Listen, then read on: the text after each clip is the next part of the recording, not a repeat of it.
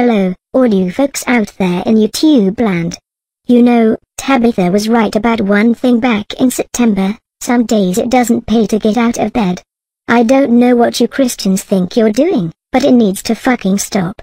I'm referring to two situations that are currently brewing here in the United States that could have major ramifications for every human being on the planet if these examples are followed. As always, I'll save the best for last. The first is Sandy Rios, who in advance of an expected ruling from the United States Supreme Court has put out the call for Christians to get ready for a fight if the laws prescribing marriage between two individuals of the same gender are struck down. As we begin here, let me state that I personally have no stake in this particular race. I don't really care who wants to marry whom, their individual genders, or what they want to do to one another in the privacy of their own home. It doesn't affect me in any way. If they decided to use my front porch to have their snogging sessions, then I have something to bitch about, but that would be true of anyone that isn't residing with me. At that point, I tell them to get a room and have done. If they're repeat offenders, I just don't invite them back without a strictly worded promise to keep their activities out of public view. It's a simple matter of respect. I wouldn't go into their home and do that, and I ask the same in return. Personally, I don't understand why there even need to be laws regarding specifically granting permission to marry anyone that's willing and able to give informed consent to the act regardless of other circumstances. Under the Constitution of the United States, I believe it says that all rights not explicitly granted to the government or the states are reserved to the people. I should think this would have been included. I wouldn't marry another woman, but standing in the way of two women, or even two men, who wish to commit themselves to one another in ways that have very real legal repercussions is incomprehensible to me. Enter the American evangelical Christian. Somehow these people seem to think that their religion is all-encompassing, to the degree that Yahweh needs not only the right to be offended, but to have that right bound the rights of every living creature. In a recent panel at a conference put on by the Pennsylvania Pastors Association, the aforementioned obnoxious bint had a few words to say on the matter. This clip comes courtesy of Right Wing Watch, and is presented in its entirety. There is persecution afoot. It's abroad, we know about that, you've heard about some of that, but it's also here. And I want to speak about one part of it quickly. Homosexual marriage is bringing about the tip of the spear of the battle that we're going to face. There are wives, your sisters, your children, who now are going to be forced to go into public restrooms and share them with men dressed like women. This is an epidemic proportion in gyms, in schools, in Massachusetts, where homosexual marriage has been legal for 10 years. The stories would make the hair stand up on the back of your neck. And ladies and gentlemen, the Supreme Court will make a decision on whether homosexual marriage will be the law of the land in April. And if they do, every single person in this room is going to be forced to make a choice. And I'm just telling you, even if you don't want to engage in this battle, you will. And your people will. And you'd better stand. I would recommend that you stop playing it safe. You know, the Bible says if you can't keep up with men, how will you run with horses? You must prepare for martyrdom. I don't know what it's going to look like, but it's coming.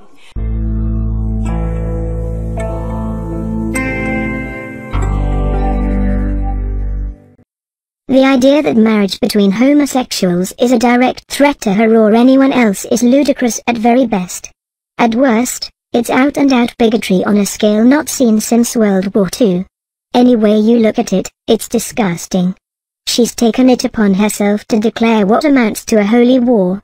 These people are not criminals. They're not harming themselves, her, or even society in general in any meaningful way. Sadly, she's not alone in her opinions, as illustrated by this next clip from one Matt Staver. I say this.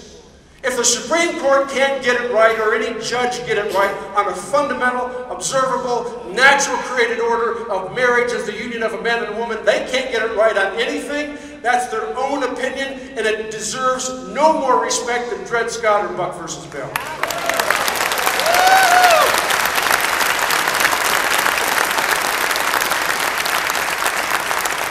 Now I can can tell you this clash is coming, so you need to be prepared for it. Because when you elevate same-sex marriage or sexual orientation or gender identity to the same level as race, what you cannot do legally with regards to race, you will not be able to do legally with regards to sexual immorality.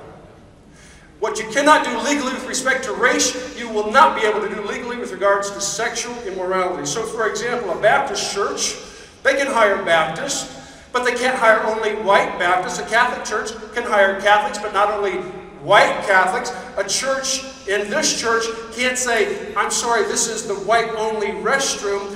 The restroom for people of colors down the road here, down the back, that would be racial discrimination, even for churches. Neither when you elevate this to the same level as protected status as race, will you be able to say, I'm sorry, sir, but this is the women's restroom, the men's restroom is down here, but I want to identify as a woman. I'm sorry, the men's restroom is down here. It would be like saying, I'm sorry, the white-only restroom is here. This is not for you.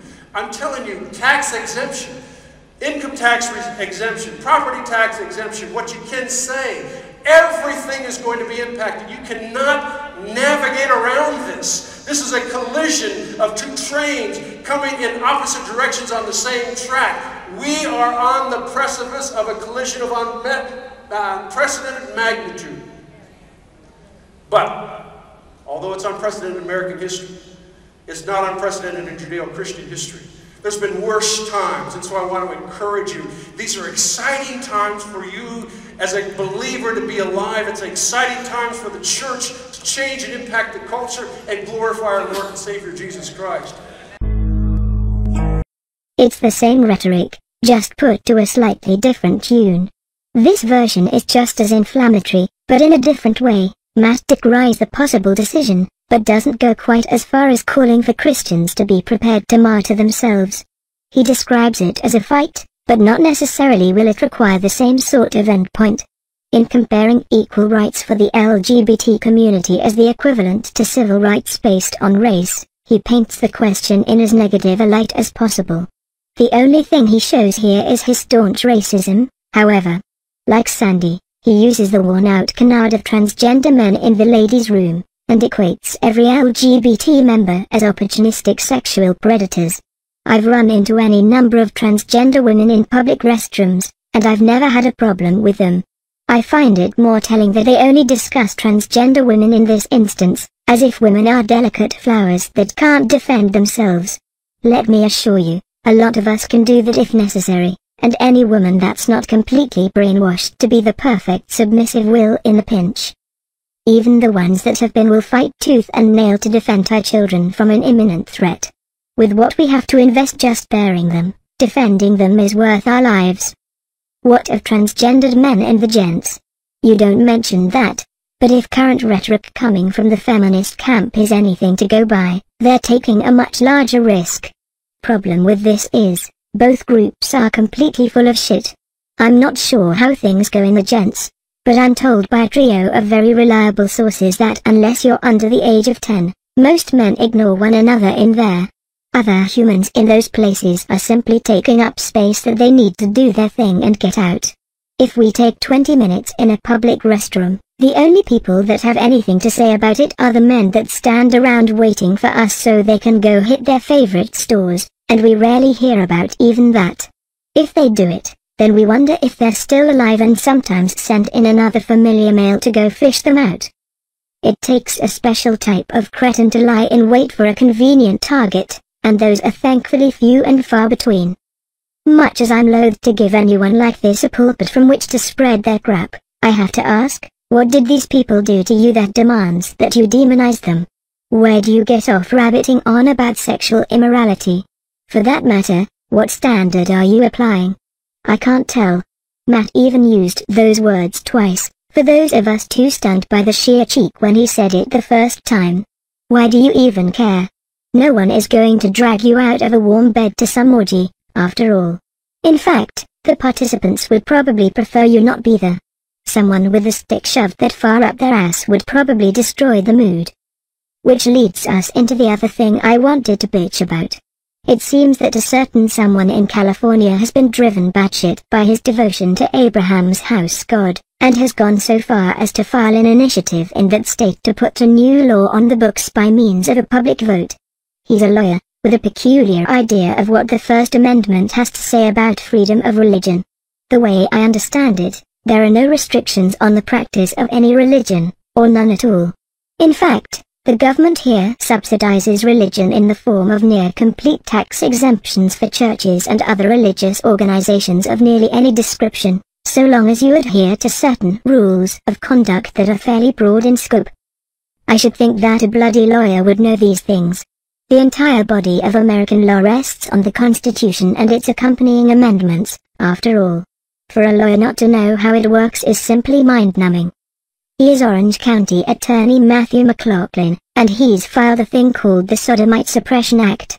It's a vicious piece of work that calls for the prompt execution of any person that engages in any act that might be considered homosexual.